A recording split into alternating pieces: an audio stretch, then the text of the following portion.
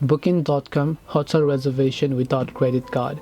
Hello everybody, welcome back to our channel. In today's video we are going to learn how we can actually book on Booking.com without credit cards, so make sure to watch the video till the end.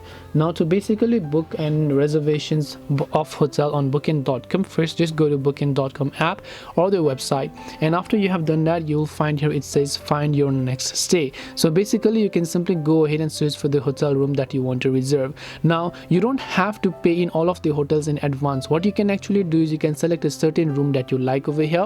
Once you select a certain room, you can simply choose to make its reservations online. So you can tap the reserve for tonight option here, and then you should be able to select the seat.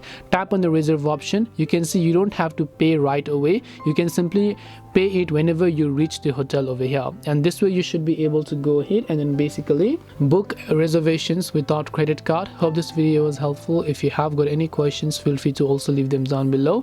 Thank you for watching till the end, and see you soon in our next video.